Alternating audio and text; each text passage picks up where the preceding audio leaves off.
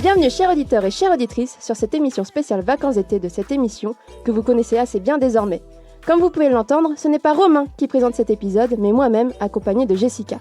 Bonjour Jessica. Bonjour Amandine.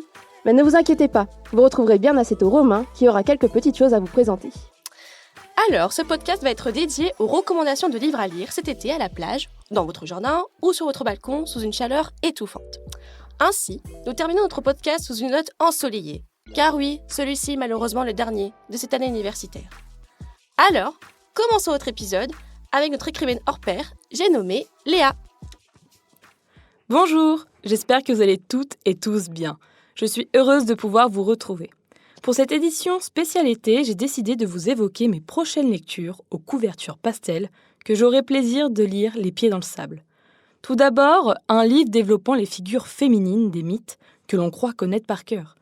Effectivement, la mythologie gréco-romaine qui imprègne notre culture nous est tellement familière que nous n'en apprécions plus toujours toute la richesse.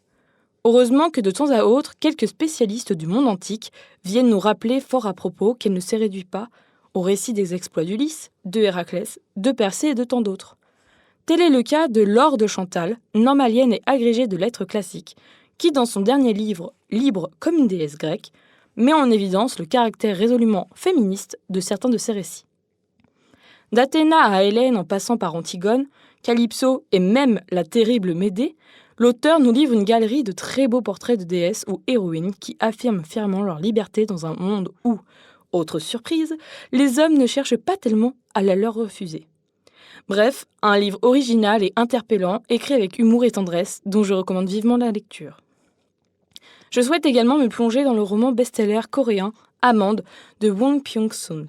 En effet, oubliez votre pâle et ouvrez Amande. Ce roman est l'un de mes derniers coups de cœur car puissant d'humilité et de simplicité. J'ai tout de suite été intriguée par ce roman dont le titre prend tout son sens quand l'on découvre la particularité de Young-jae, un adolescent de 15 ans. En effet, en raison d'une défaillance de son amygdale cérébrale, son amande, ce dernier ne ressent pas les émotions, que ce soit la joie, la peine, la tristesse, l'émerveillement. Alors, à défaut de les comprendre, l'adolescent a intégré depuis son enfance les codes sociaux et a appris à les réponses qu'on attend de lui face à une situation donnée. Mais un jour, un drame survient et Yeonji ne peut plus s'appuyer sur sa mère. Amande semble donc être un roman fort porté par une écriture détachée et pourtant percutante. Un récit d'amitié, d'espoir et d'acceptation de soi qui emportera adultes et adolescents par sa justesse et son étrange beauté.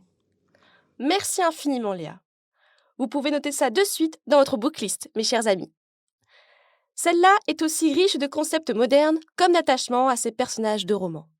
Nous passons dorénavant à un duo de choc qui vont nous livrer les actus croustillantes de cet été qui pourraient potentiellement vous intéresser. Merci d'accueillir Romain et Florian. Hola amigos, amigas, comment allez-vous bien? Aujourd'hui, nous sommes venus avec mon Florian le Superbe pour réaliser un double défi. Non seulement nous allons parler d'une adaptation d'un livre célèbre en film, mais en plus, nous vous parlerons d'une adaptation d'un livre célèbre en film qui se déroule cet été. En effet, le 15 juillet sort Persuasion, réalisé par Carrie Cracknell, qui s'inspire bien évidemment du roman culte de Jane Austen. Contenant notamment Dakota Johnson, Cosmo Jarvis et Richard H. Grant au casting, ce film s'annonce plein de promesses. Mais avant d'aller plus loin, je laisse mon camarade Florian vous présenter le livre qu'on ne présente plus. Merci mon cher ami Romain. Effectivement, avant de parler de l'adaptation, il nous faut donc évidemment parler de l'original, sinon ça n'aurait pas de sens. Alors, qu'est-ce que le roman Persuasion? Dernière œuvre de la romancière britannique Jane Austen, Persuasion a été publié après la mort de la dite autrice en 1817. Ce roman raconte l'histoire d'Anne Elliot, une fille solitaire et mal aimée de 19 ans. L'histoire se concentre précisément sur ses retrouvailles avec Frederick Wentworth. Ce dernier est un brillant officier de la marine qui a participé aux guerres napoléoniennes.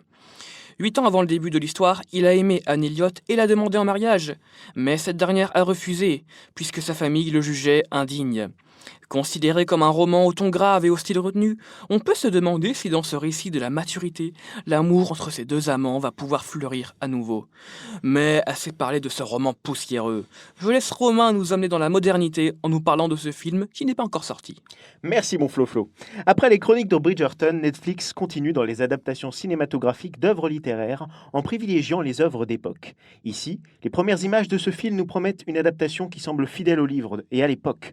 Carey Cracknell, qui signe son premier film en solo après The Doll's House, réalisé avec Robert Delamere, nous livre des images qui paraissent reprendre la même palette graphique que certaines des plus grandes adaptations de l'autrice. On peut notamment penser à L'Orgueil et Préjugés de Joe Wright ou encore à Northanger Abbey de John Jones.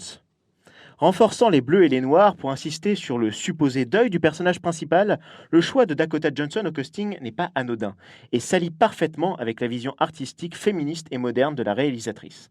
En effet, après avoir déjà adapté la pièce du dramaturge norvégien Henrik Ibsen sur une femme qui réalise l'emprise que les hommes ont toujours eue sur sa vie, ne reconnaissant jamais son amour et qui finit ainsi par s'en émanciper, le choix de Persuasion traite d'une femme qui va devoir faire le choix entre son passé ou son avenir, choix que la société ne lui laisse que rarement. Le choix de l'actrice ainsi de 50 nuances degrés n'est pas anodin puisque cette dernière souhaite sortir de l'image que cette franchise peu populaire lui a collée. Elle qui a dû essuyer plusieurs Razzie Awards, récompense de la pire actrice de l'année. Ainsi, l'idée d'émancipation et ce dilemme entre le passé et l'avenir prend tout son sens. Personnellement, je suis pressé de voir ce que tout cela va donner. Mais c'est super cette présentation, dis-moi! Écoutez, si vous voulez voir ce film, c'est pas compliqué, c'est le 15 juillet sur Netflix. Quant au bouquin, pour l'acquérir, n'importe quelle librairie ou site de e-commerce, vous pourrez le trouver.